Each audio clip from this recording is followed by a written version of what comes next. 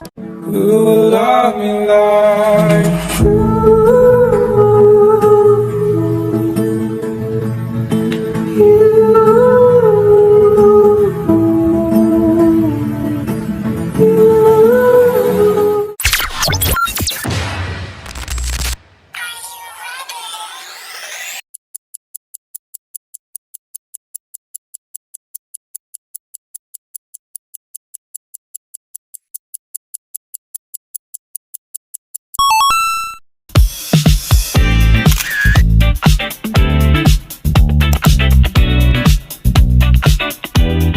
God, you look so pretty when you tell me that you love me.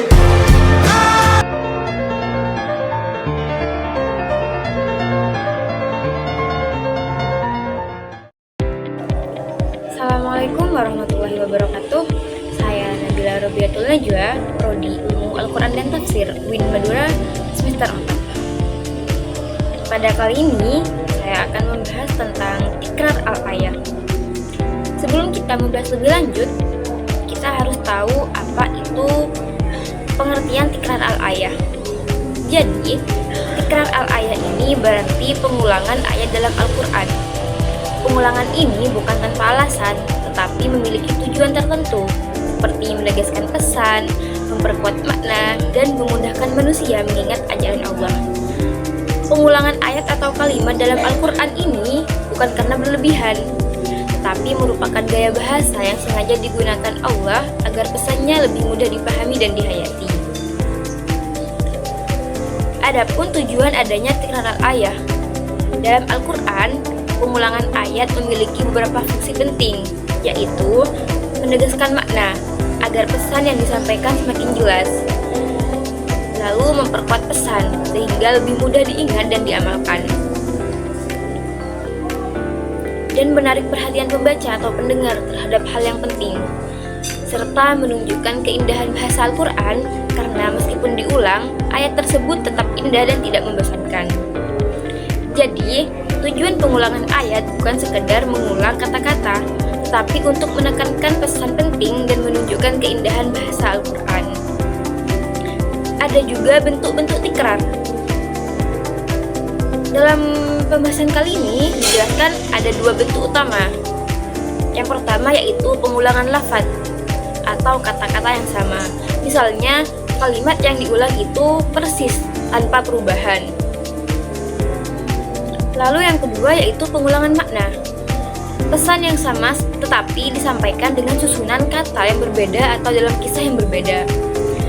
Ada yang pengulangannya redaksinya sama persis, dan ada juga yang hanya maknanya sama tetapi disampaikan dengan cara yang berbeda.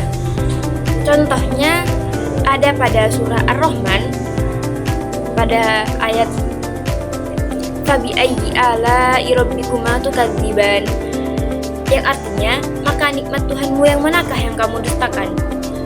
Ayat ini diulang 31 kali dalam surah Ar-Rahman.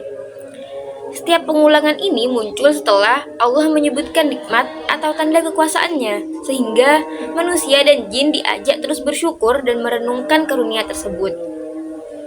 Walaupun kalimatnya sama, konteksnya berbeda-beda.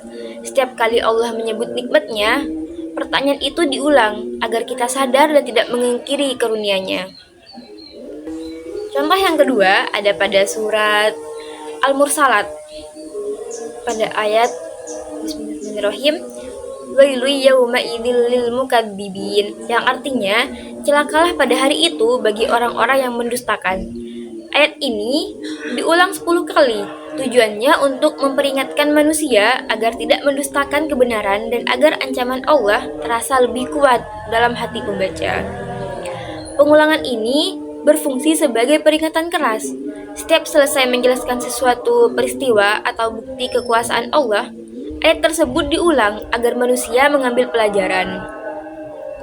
Dan contoh selanjutnya ada pada surah Asy-Syu'ara. Dalam surat ini terdapat ayat yang diulang setelah kisah beberapa nabi. Tujuannya adalah menunjukkan bahwa banyak umat terdahulu menolak dakwah para nabi, meskipun mereka membawa kebenaran. Pengulangan ini mengajarkan bahwa sejarah penolakan terhadap para nabi sering terjadi, tetapi pada akhirnya Allah selalu menolong orang-orang yang beriman. Dapat disimpulkan dari pembahasan yang tadi bahwa Tikrar al-Ayah merupakan salah satu keindahan gaya bahasa Al-Quran. Pengulangan ayat bukanlah sesuatu yang sia-sia, tetapi memiliki tujuan untuk menegaskan makna, memperkuat pesan, mengajak manusia merenung, dan menunjukkan kemukjizatan bahasa Al-Quran. Oleh karena itu, setiap pengulangan memiliki hikmah dan makna yang sesuai dengan konteksnya. Mungkin hanya itu yang dapat saya sampaikan, kurang lebihnya mohon maaf. Wassalamualaikum warahmatullahi wabarakatuh.